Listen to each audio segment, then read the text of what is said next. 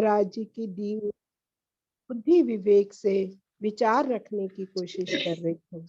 आज का विषय है मन का रोग व निवारण। हम सब प्राणी शरीर लेकर इस संसार में आए हैं।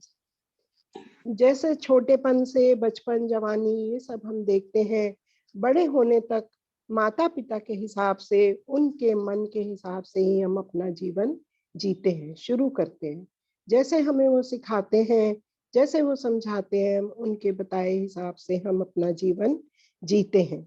और जैसे जैसे हम बड़े होते जाते हैं तो अपनी मर्जी करने लगते हैं, या यूं कहें अपने मन के अनुसार जीने लगते हैं। तो ये मन क्या है, कहाँ है, इसके हिसाब से हम क्यों जीते हैं? तो ये मन हमारे है तो शरीर के अंदर, मगर ये एक ऐसा संकल्प मात्र है जो दिखाई नहीं देता। मन वो है जिसके संकल्प मात्र से हमारी ज्ञान इंद्रियां और कर्म इंद्रियां कार्यरत हो जाती हैं। तुरंत ही चेष्टा शुरू हो जाती है उनमें। जैसे ही मन में कुछ फुरना फुरा, कुछ संकल्प आया, तो हमारे जो इंद्रियां हैं, हमारे जो ज्ञान का वो है, ज्ञान इंद्रियां हैं, वो कर्म करने लग जाती हैं। या यूं कहें कि मन की वजह से ही हम इच्छाओं को जीते हैं। इच्छा करके ही तो हम जीते हैं। कोई ना कोई इच्छा हमारे मन में आती रहती है, आज ये खा ले, आज ये पहन ले, ये ले ले। हम महिलाओं को तो खासकर कुछ ज्यादा ही रहता है मन में, अपना संसार बनाने के लिए, क्योंकि हम मोह में जकड़े हुए हैं। तो ये इच्छा करके ही, मन करके ही हम सारे ये काम करते हैं, भोग भोगते हैं, चाहे वो खाने की लालसा हो या पहनने की हो।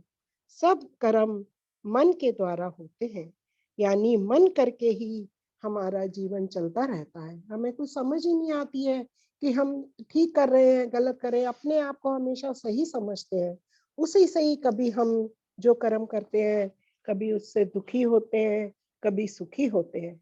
हम समझते हैं कि हम तो बहुत सोच विचार कर अपने मन के हिसाब से बहुत अच्छा अच्छा काम करते हैं हम हमेशा, लेकिन ये नहीं सोचते कि ये सब अपने स्वार्थ के लिए ही कर रहे हैं हमें, क्योंकि विज्ञान का नहीं पता है। और हम अपने आप को बहुत ऊंचा सोचने वाला समझते हैं, अपने आप को बहुत सयाना समझते हैं। हम समझते हैं कि हम बहुत सोच विचार कर सारे कर्म अच्छी तरह करते हैं, संसारिक भोग को ही सब कुछ मान बैठे हैं और अपनी इच्छाओं में ही गलतान हुए रहते हैं। ये सब स्वार्थ का संसार है। सब कुछ भोग कर भी हमें शांति नहीं मिलती। निरंतर भोगों में आज ये इच्छा, कल वो, नई से नई इच्छा, भोग, वस्त्र, चीजें, वस्तुएं सब इकट्ठी करने में लगे रहते हैं, और ना ही हमें उसमें कभी शांति मिलती है। और की लालसा उसमें हमारी बनी रहती है। मन में इच्छा संस्कारों के कारण उठती है, क्योंकि प्रकृति 3 गुणों से बनी है। हम भी प्रकृति का हिस्सा है, तो हमारे अंदर भी 3 गुणों के हिसाब से ही जो भाव आते हैं, उसी के अनुसार, उन्हीं गुणों के अनुसार हम अपना कर्म करते हैं। हमारी सोच केवल शरीर तक सीमित है। ये मन का विज्ञान केवल हमें सत्पुरुष समझाते हैं। गुरु हमें समझाते हैं कि जीवन को हम सही नहीं समझ रहे हैं, क्योंकि हम मन के हिसाब से चल रहे हैं। हमें कुछ पता ही नहीं है कि एक ईश्वर जो हमारे अंदर सदा से शब्द रूप विराजमान है, उसका तो हमें ज्ञान ही नहीं है, पता ही नहीं है। तो ये गुरु सत्पुरुष हमें ये सारे ज्ञान देते हैं। केवल सत्पुरुष हमको ये समझाते हैं कि जीवन को हमने सही नहीं समझ रखा है और हमने गलत राह चुन ली है। जब तक हमारी समझ ठीक नहीं होगी तो हमारा निर्णय भी सही नहीं होगा। जब तक हमारी बुद्धि विवेक से हम सही निर्णय नहीं करेंगे तो हम कर्म भी कैसे सही कर लेंगे। उन्होंने हमें बताया कि देह, इंद्रियां, मन सब जड़ है। बुद्धि यानी मैं इनके बंधन में हूँ। इनके बंधन में रहने से ये परेशान होता रहता है, तो अंतर की शांति हमें मिलती नहीं है। लेकिन हमें कुछ समझ में आता नहीं है, क्योंकि हमें इस बात का ज्ञान ही नहीं है। हम सिर्फ स्वार्थ, इच्छा, कामना करके अपना जीवन जीते रहते हैं।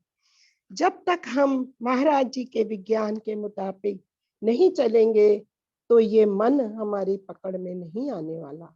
मन को बस में करने के लिए गुरु परायण होना आवश्यक है। एक सच का गुरु, एक धर्म मार्ग में आगे बढ़ाने वाला हमें गुरु चाहिए। वो बताते हैं कि मन करके ये सारा संसार हमारा बाहरी है, जिसमें केवल दुख और सुख है, क्योंकि हर चीज में द्वंद है, दुख सुख है, रात दिन है, लाभ हानि है। तो ये बाहर के संसार में हम हमेशा दुख सुख भोगते रहते हैं, लेकिन हमें नहीं समझ में आती कि अंतर भी कोई एक जीवन है, अंतर का भी एक कोई विज्ञान है। तो अगर हमें सच की, अंतर की शांति चाहिए, आंतरिक शांति चाहिए, तो बाहरी आडंबर छोड़कर हमें अंतर्मुख होना होगा। गुरु के शरणागत होकर तभी हम, जब उनकी बात मानेंगे, तभी हम आगे बढ़ पाएंगे। उनके बताए हुए वचन, नियम, कायदे कानून, जैसा हमें विज्ञान वो समझाते हैं, अगर हम उस राह पर चलेंगे तभी हमें कुछ समझ में आएगा। तो उसके लिए शरणागत होना जरूरी है। उन्होंने समझाया कि जैसे हम अपने मन की उठती इच्छाओं को मर्यादा में लाएं, हर इच्छा का आदर ना करें।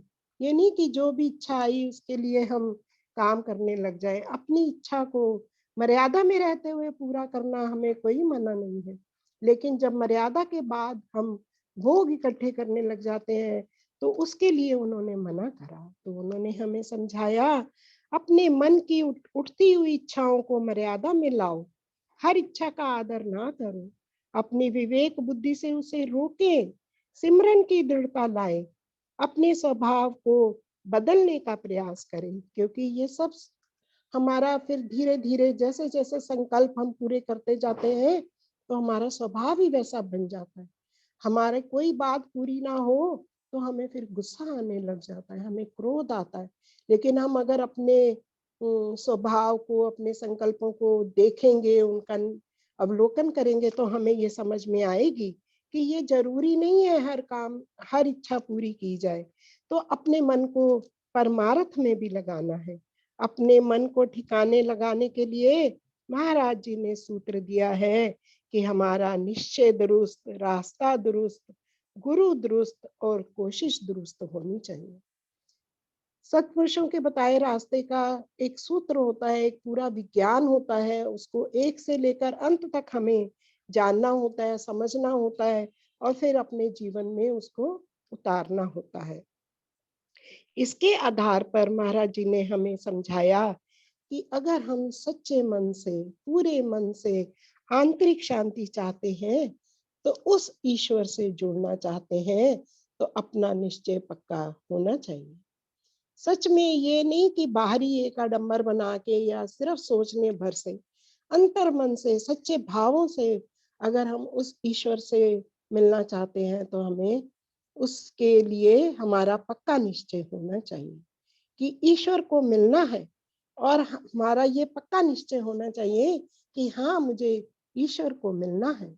मन में मन से हम मुझे छुटकारा पाना है, क्योंकि मन की इच्छाएं तो कभी रुकती नहीं, एक के बाद एक आती है। तो अपने मन को रोकने के लिए ईश्वर की हमें राह लेनी है। यह लक्ष्य पक्का होना चाहिए, फिर हमारा रास्ता भी सही होना चाहिए। अगर लक्ष्य पक्का होगा, हमारा कुछ डेस्टिनेशन बना होगा, तभी तो हम उसकी तरफ बढ़ पाएंगे। तो इसलिए महाराज जी ने समझाया कि पहले आप लक्ष्य पक्का करो, कि आप सच में जानो कि हमें यहाँ ईश्वर तक पहुंचना है, और फिर हमारा रास्ता भी दुरुस्त होना चाहिए। ये नहीं कि हम केवल बाहर से ही बात करते रहे, बाहरी जीवन संवारते रहे दिखाने के लिए। अपने शब्द रूप जो परमेश्वर अंदर है, सच में उसको जानने की कोशिश करनी है तो हमें बड़ी मेहनत मशक्कत करनी पड़ेगी। बाहर की बातें नहीं करनी। हमें केवल बाहर से ही बोलते रहने से सच की राह पर नहीं चल पाएंगे। गुरु की बात पर मर मिटने का सौदा है ये। अगर हमने उनके किसी एक वचन को पढ़ा है और उसका निध्यासन किया है, मनन किया है, तो उस पे मर मिटने का अर्थ है कि अपने जीवन में भी उसको धीरे धीरे करके हम धारण करें। एक बार इच्छा अगर हमने पूरी कर ली तो अगली बार हमें उसका पश्चाताप होना चाहिए कि अगली बार ये मैं अन्याय की इच्छा या मर्यादा रहित जो इच्छा है उसको मुझे पूरा नहीं करना है। तो बाहर का बनावट दिखावा छोड़कर सच्चे मन से उस प्रभु से जुड़ना है। मन के संस्कार हमें बदलने होंगे। अपने सिमरन में, अपने परमार्थ के कार्य में दृढ़ता लानी होगी। ये काम तभी हो सकेगा जब हम गुरु के बताए हुए रास्ते पर चलेंगे। और गुरु दृष्ट तो हमें मिल ही गए हैं। ये हमारी बहुत बड़ी भाग्य है, किस्मत है कि हमें सच्चे सुच्चे ऐसे संत पुरुष मिले हैं कि जिनका विज्ञान पढ़कर हम अपने जीवन को सुधार सकते हैं। तो महाराज जी का जीवन हमने देखा है, कुछ कुछ हम उनसे सीख के अपने जीवन में ला सकते हैं। हमें इतने रहनी करनी वाले गुरु मिले हैं, उनके बताए मार्ग में विश्वास करके चलना है। जैसे जैसे हमारा विश्वास दृढ़ होता रहेगा, हम अपनी आत्मिक उन्नति करते जाएंगे। हमारा अहोभाग्य कि हम अपने जन्म को संवार सके। मन के मते न चालिए, बार बार गुरु हमें समझाते हैं, अपने मन के मते मत चालिए। ये मन है बहुत भयंकर है, जो हमारा शत्रु बना बैठा है, हमें इच्छाओं में घेरे रहता है, हम माया में फंसे रहते हैं, तो उससे छूट नहीं पाते हैं।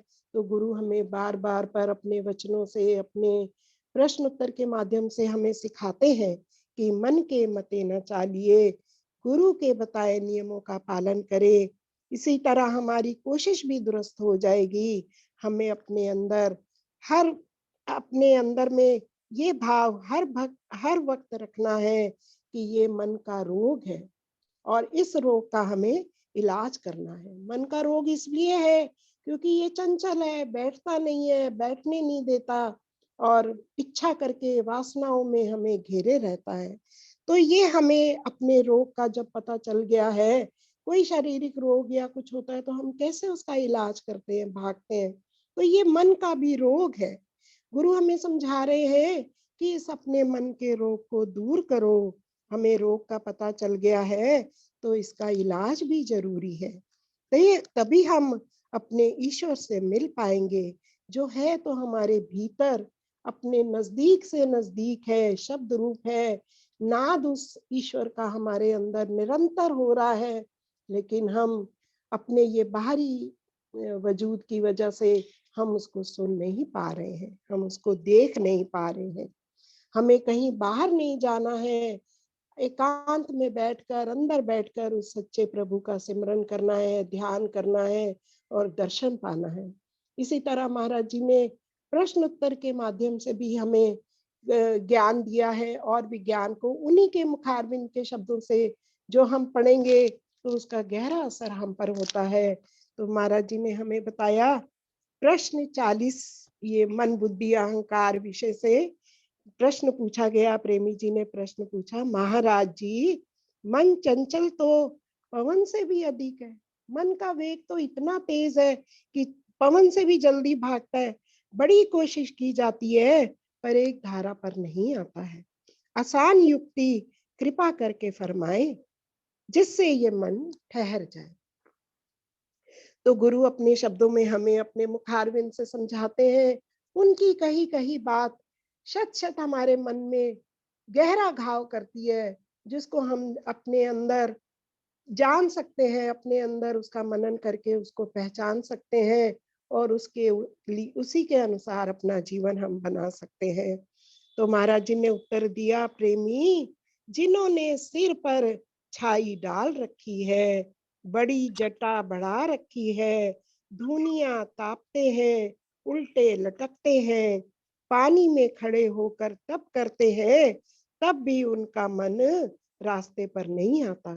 ये सब आजकल का हमारा सबका संसार का एक साधारण सा है कि सब बाहरी आडंबरों में हम लगे हुए हैं, लेकिन मन ऐसे काबू नहीं आने वाला। गुरु हमें समझाते हैं उसके लिए हमें बहुत मेहनत करनी है, क्योंकि ये मन बड़ा विकराल है। उस प्रभु से हमें सच्चे अर्थों में नेह जोड़ना है। साहेब से प्रेम बनाओ, जो हमारे गुरु हैं, परम पिता परमेश्वर है, उनसे प्रेम बनाओ। संसार की प्रीति बिल्कुल खत्म कर दो, शरीर रूपी पिंजर को सुखा दो, तब जाकर अंतर विखे तार खड़केगी। मालिक की कृपा तो रग रग में हो रही है। वो बार बार हमें समझाते हैं, हमारे परमपिता परमेश्वर तो भीतर ही है, बार बार कहते हैं अंदर चलो, अंतर्मुख हो।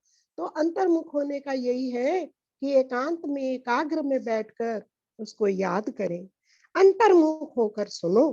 क्योंकि ये विषय जो है मन बुद्धि इंद्रियों का विषय नहीं है।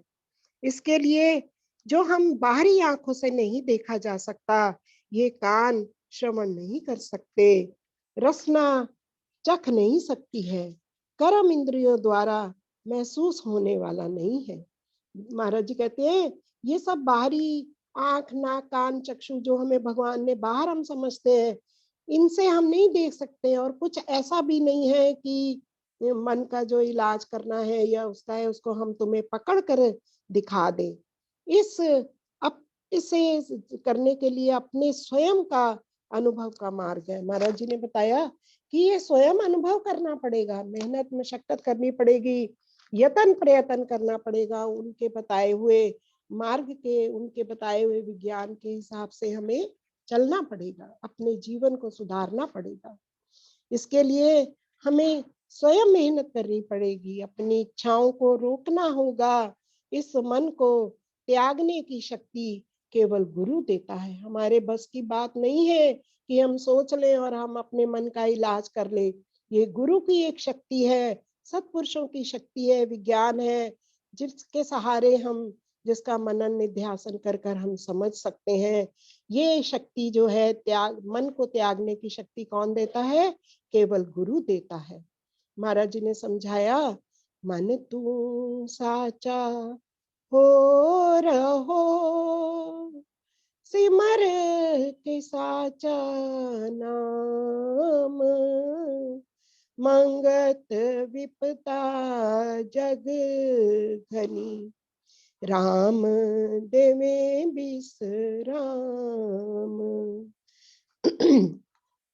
मन तू साचा हो रहो, सिमर के साचा नाम, मंगत विपदा जग घनी, राम देवे विश्राम। अपने मन को हमें शोधना है, विचार करना है, यत्न करना है, देखना है कि मन क्या कर रहा है, हम क्यों उसके पीछे भाग रहे हैं। बार बार ये प्रश्न हमारे मन में आना चाहिए कि जैसा हर समय मन कहे वो नहीं करना। अगर कोई परमार्थ का, किसी की सेवा का काम है तो उसको देर लगाए बिना कर लो, लेकिन अपने मन का शोधन करो, उसका रोको, उसको अपने मन को शोधना है, रोकना है, बार बार प्रभु नाम से जोड़ना है। फिर ये मन जो हमारा शत्रु था, नाम नहीं जपने देता था, धीरे धीरे हमारा मित्र बन जाएगा। तो ईश्वर नाम से जुड़ जाएगा ये मन, जो बाहर भटकाता फिरता था, ईश्वर में लग जाएगा, उससे जुड़ जाएगा। तो हमारा स्वभाव धीरे धीरे बदल जाएगा। हमारे अंदर जैसे जैसे वैराग्य और अभ्यास बढ़ेगा, अगर हम दृढ़ता से सिमरन करेंगे तभी तो अभ्यास बढ़ेगा, चिंतन मनन होगा। तो महाराज जी हमें समझाते हैं, जैसे हमारा स्वभाव बदलेगा, हमारे अंदर जैसे जैसे वैराग्य अभ्यास बढ़ेगा, तो ये मन ठिकाने लग जाएगा। तो ये मुश्किल है, तो ये मुश्किल काम, मगर ऐसा नहीं है कि हो नहीं सकता। हमें मेहनत करनी है, मशक्कत करनी है। वो अंतर्यामी परमेश्वर स्वयं जानते हैं, जो अंदर बैठे हैं। अगर हम यत्न करेंगे, सच्चे मन सच्चे भाव से उनसे जुड़ेंगे, तो वो क्यों नहीं हमारी मदद करेंगे। हमारे अंग संग है, हमारे हमेशा कल्याण की सोचते हैं। एक ही वही तो है परमेश्वर जो हमारा कल्याण करना चाहते हैं। वो चाहते हैं कि हम उससे बिछड़े हुए हैं, हम उससे मिल जाएं, वही हमारी मदद करना चाहते हैं। सच्चे मन से हम उनसे जुड़े तो हम ये मेहनत करके उस अंतर्यामी प्रभु परमेश्वर से हम मिल सकते हैं। अंत में फिर मेहनत भी रंग लाती है। मेहनत करेंगे तो रंग लाएगी ना। जैसे जैसे हम मेहनत करेंगे, हमारा अभ्यास वैराग्य बढ़ेगा, अपने अवगुणों का अवलोकन करेंगे, उन्हें छोड़ते जाएंगे, तो ये हम अब उसके साथ जुड़ते जाएंगे तो प्रभु हम पर कृपा करेंगे और भगवान हमें सतबुद्धि दे। जैसे कि सपना बहन ने अभी प्रार्थना के शब्द में सबसे पहला उन्होंने हमें बताया, मन जीत्या जग जीत्या, भयो शाहन का शाह। मन के जीतने से ही हम राजे हो सकते हैं, क्योंकि ये सब क्वालिटीज जो हैं ये सब हमारे प्रभु परमेश्वर की है। हम उसी का अंश है। उससे जुड़ने के लिए, उस चेतन से मिलने के लिए हमें चेतनता का रास्ता अपनाना है। मन जीत्या जग जीत्या, भयो शाहन का शाह, मंगत काटी कर्मगत। हमारे कर्मों के जो बंधन और जो हम मोह माया सारे बंधनों में और कर्मों के एक एक बंधन है उससे हम छूट जाएंगे और मिटे भरम असदा। हमारे जो भरम है, जो है नहीं उसके पीछे दौड़ रहे हैं और जो हमारे भीतर है उसको हम छोड़े बैठे हैं। तो ये ऐसा नहीं, हमें भगवान ने सही राह दी है, सही ज्ञान दिया है। जैसे कि हमें बताया कि राह दुरुस्त, गुरु दुरुस्त, कोशिश दुरुस्त। तो हम ये सब अगर करेंगे तो हमारी मेहनत भी रंग लाएगी। प्रभु हमारे साथ हमेशा अंग संग है, सहाय है। सो हम अपने महाराज जी से अंतर मन से प्रार्थना करते हैं कि प्रभु हम पर कृपा करें, सद्बुद्धि दें। हम उनसे